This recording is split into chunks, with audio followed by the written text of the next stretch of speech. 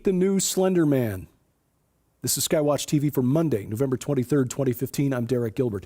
This is Laughing Jack, apparently responsible for the death of a 50-year-old woman in Indiana. Her 12-year-old stepdaughter is being held at a juvenile detention center in Elkhart. In July, she allegedly stabbed her stepmother to death and then set their apartment on fire. Why?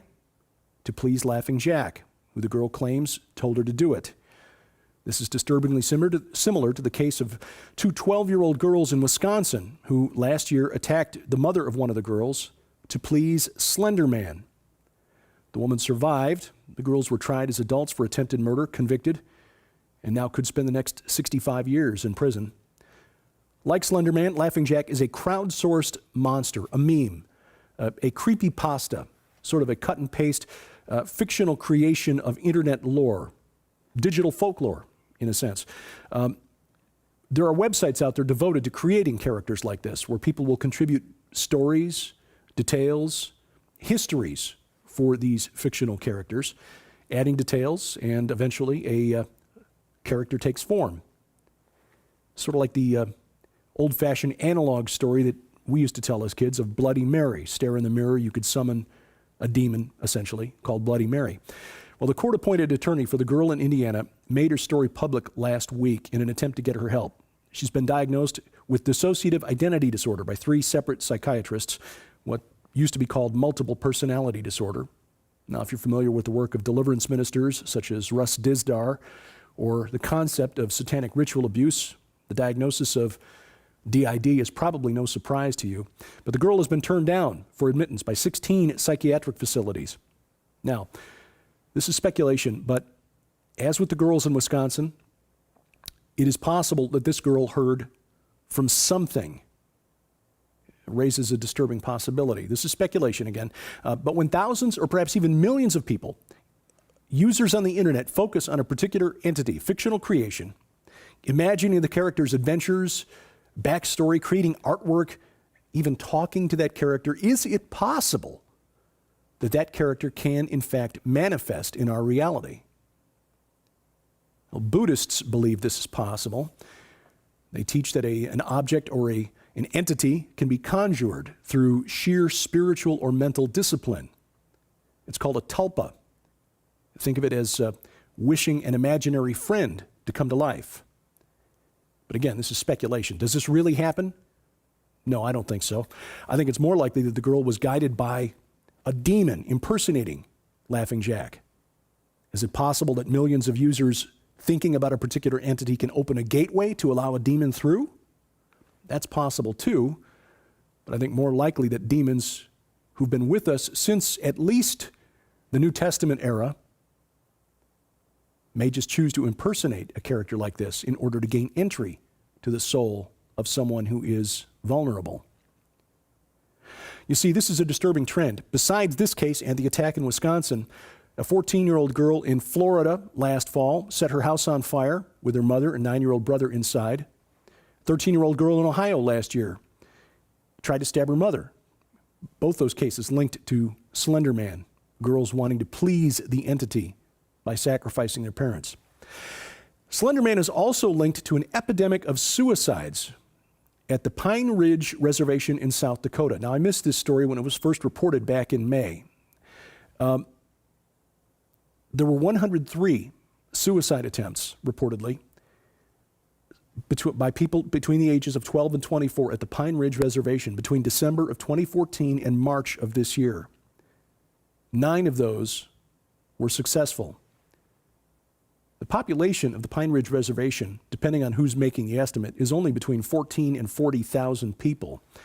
The rate of suicide for youths, young adults, is off the charts. And at least one of those youths who died was influenced by Slender Man. A minister who works on the reservation said the kids call him the Tall Man Spirit. President of the Oglala Sioux tribe, John Yellowbird Steele, told the New York Times that many Native Americans traditionally believe in a suicide spirit similar to Slender Man. And he said that young people on the reservation this spring had been sharing videos back and forth through Facebook that encourage suicide. One video giving instructions on how to tie a hangman's noose.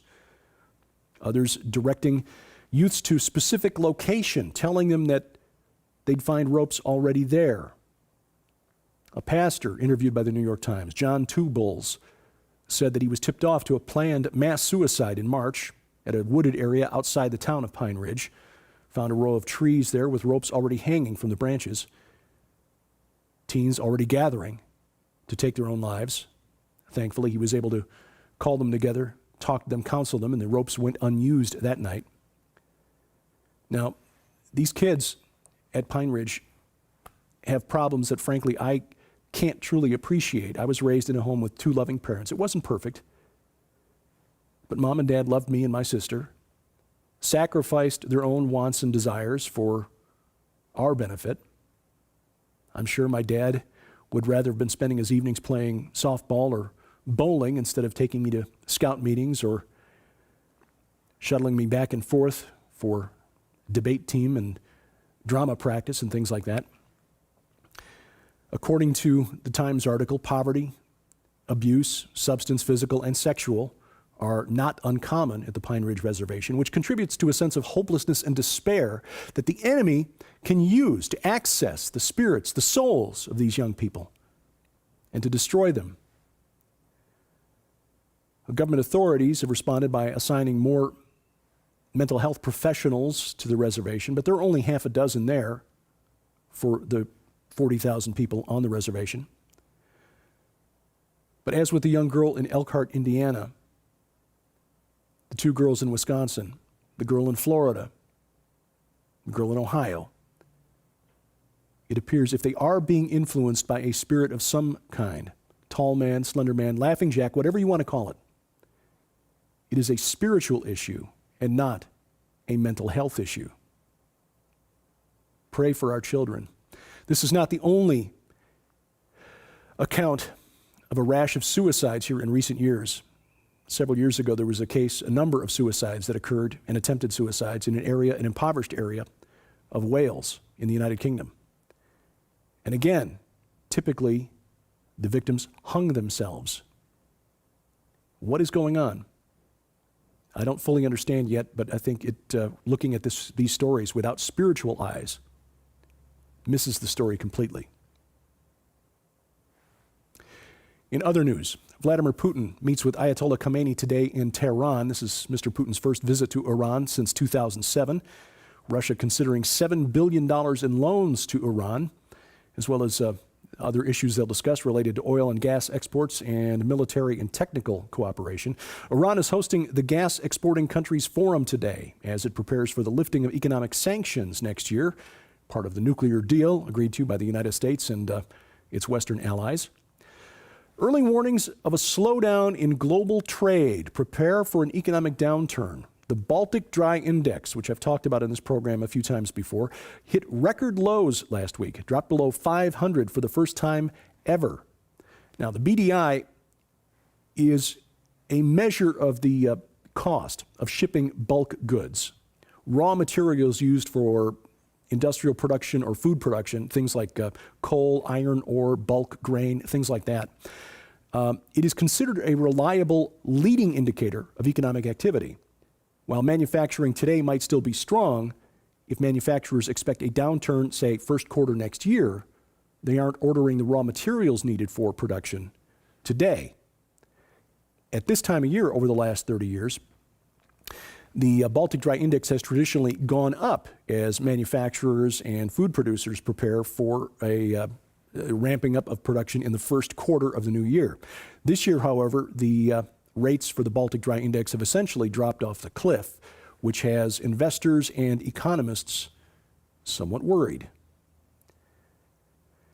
Physicists proving that Albert Einstein was wrong after all. Two recent studies show that Einstein's spooky action at a distance is, in fact, real. Quantum entanglement, something that we've talked about with Josh Peck on this program, is the strange behavior predicted by quantum mechanics that two particles separated by astonishingly huge distances can instantly affect one another. The change in the state of one particle results in a change in the state of the other particle, no matter how far apart they are. Theoretically, they could be anywhere in the universe. Well, in a paper written in 1935, Albert Einstein and two colleagues created a thought experiment that showed what Einstein thought was the ridiculous implications of the Schrödinger wave equation, the idea that two subatomic particles located anywhere could instantly communicate with each other, ignoring the speed of light. Einstein argued that this was absurd and that some unknown variable must be affecting those particles. Well, unfortunately for Mr. Einstein, two new experiments show that what physicists have suspected all along is in fact correct. Einstein was wrong about this. The research has implications that range from creating super-fast computers. Right now, the speed of computers is essentially limited by the speed at which an electrical signal can travel through the chips, the silicon chips. If we can somehow harness the power of quantum entanglement, computing could essentially become almost instantaneous. Also, could finally result in teleportation, a Star Trek-type transporter beam. Still, very early days in this, but the implications as far as the the nature of creation are just mind-boggling. Well, this is kind of a short week, but a very important program this week on SkyWatch TV. There's a new book from a rather well-known teacher of Bible prophecy, Paul McGuire, and an award-winning investigative journalist, Troy Anderson. The new book is called The Babylon Code, and it is the topic of the discussion on SkyWatch TV tomorrow night. What role do secret societies play in helping bring the prophesied one world government and one world religion, Mystery Babylon, to fruition? The book is based on over 100 interviews with leading scholars of Bible prophecy and secret societies, and that discussion will air tomorrow night on the Christian television network. SkyWatch TV broadcasts at 9:30 p.m. Eastern Time, 8:30 p.m. Central Time on DirecTV Channel 376, Dish Network Channel 267, the Glory Star Satellite Channel 117, and you'll be able to watch that later this week on the SkyWatch TV channels on Roku and YouTube. Registration is still ongoing for the 2016 Rocky Mountain International Prophecy Conference. Think about this. Wouldn't this make a wonderful gift for Christmas for someone you know who is really fascinated by Bible prophecy? Over 24 top scholars and speakers on the topics of geopolitics and prophecy gather together in Colorado Springs July 14th through the 17th of 2016 at the Marriott Pikes Peak. It's a beautiful setting and a wonderful gathering. Registration continues, but closing fast. It's more than 3/4 sold out now. You'll find out more, and you can register online at prophecywatchers.com. We welcome your comments, questions, and suggestions.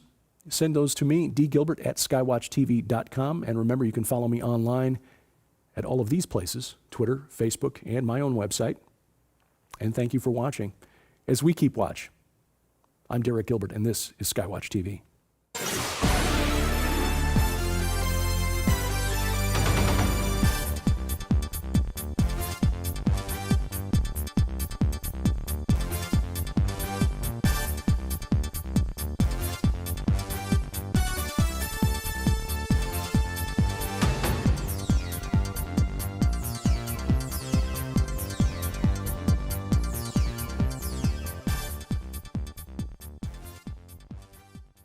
Slender Man, Laughing Jack, is a crowdsourced monster, a meme, a creepypasta, sort of a cut and paste fictional creation of internet lore, digital folklore, in a sense.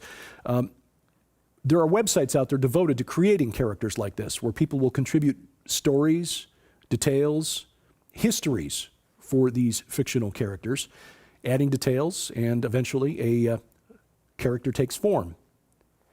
Sort of like the old-fashioned analog story that we used to tell as kids of Bloody Mary. Stare in the mirror, you could summon a demon, essentially, called Bloody Mary. Well, the court-appointed attorney for the girl in India, this is disturbingly similar to the case of two 12-year-old girls in Wisconsin who last year attacked the mother of one of the girls to please Slender Man. The woman survived. The girls were tried as adults for attempted murder, convicted, and now could spend the next 65 years in prison.